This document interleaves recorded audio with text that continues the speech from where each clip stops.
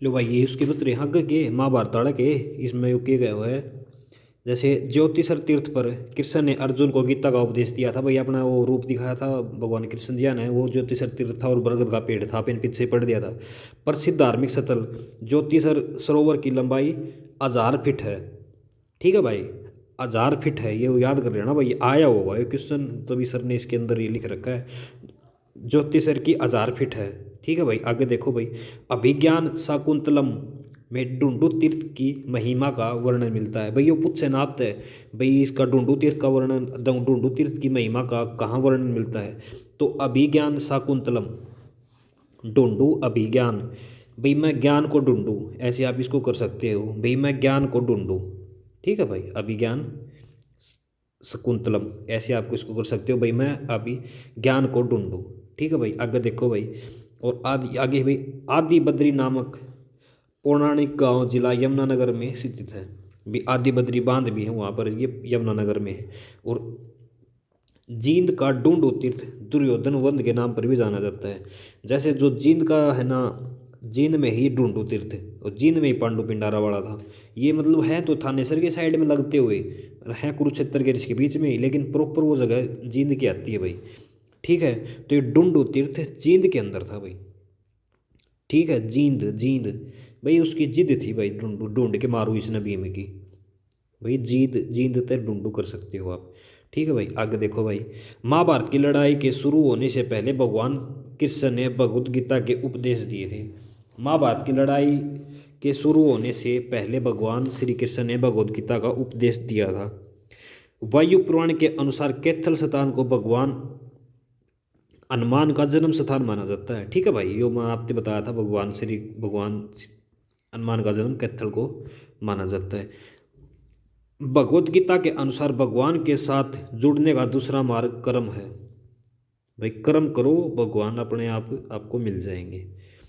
महाभारत काल में सदियों पहले कुरुवंश के आर्यों काल को कृषि युग की शुरुआत के साथ चिन्हित किया। भाई वो कहा गया है, जो कुरुवंश आर्यों की जो आर्यों काल था ना, उसको कृषि युग की शुरुआत के साथ चिन्हित किया गया है।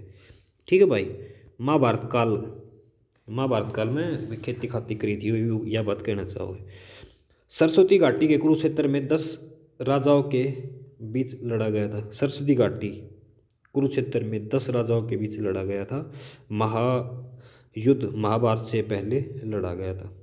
भाई युग ये है, जैसे ये कोई सरस्वती घाटी जो कुरुक्षेत्र में 10 राजाओं के बीच लड़ा गया महायुद्ध, महाभारत से पहले लड़ा कोई युद्ध हुआ था भाई, महायुद्ध, वो भी अपने अड़े कुरुक्षेत्र में ही हुआ था, ये इतना याद कर लियो आप। जो है भाई, किंवदंती के अनुसार पांडवों ने हरियाणा राज्य के जींद स्थान पर जयंती देवी के नाम का मंदिर बनाया, और इसी के नाम पर जींद का नाम जींद पड़ा। ठीक है भाई, इसकी ओर है भाई ये, यो है भाई, अति प्राचीन वट वृक्ष जिसे गीता ज्ञान के नाम से जाना जाता है, यह ज्योतिषर में स्थित है भाई। वट वृक्ष का मतलब कि बरगद का पेड़। ठीक है भाई, अभी पढ़ा भी था, वट बरगद का पर्यायवाची होता है। महाभारत की लड़ाई 18 दिन चली थी।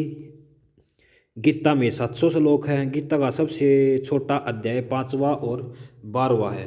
भाई गीता का सबसे छोटा अध्याय 5वां है। जैसे 5 ही पांडव थे तो इन्होंने मतलब 5 ही इनका छोटा अध्याय था। जैसे आप इसको कर सकते हो, जैसे 5 पांडव थे और 5 इनका छोटा, 5वां सबसे छोटा हो गया, तो इससे आप पाँचवा पाँचवा कर सकते हो। और गीता का उपदेश सबसे बड़ा अध्याय 18वां है। भाई सबसे आखिरी वाला ये बड़ा होगा। ठीक है भाई, नू ही तो है ग्रह, आखिरी वाला बड़ा होगा भाई।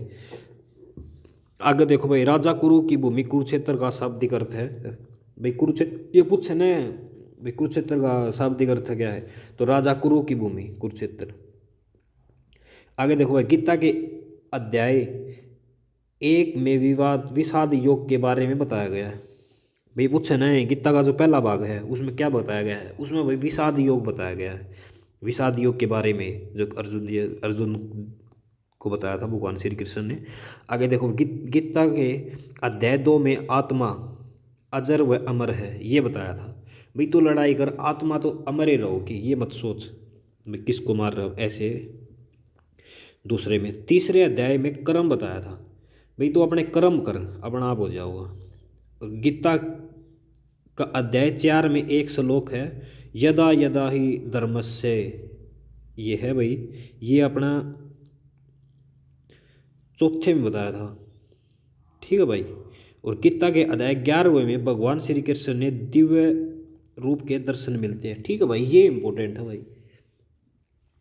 जो भगवान श्री कृष्ण ने दिव्य रूप दिखाया था अपना, वो 11वें अध्याय में है भाई, लिख रखा है 11वें अध्याय में दिव्य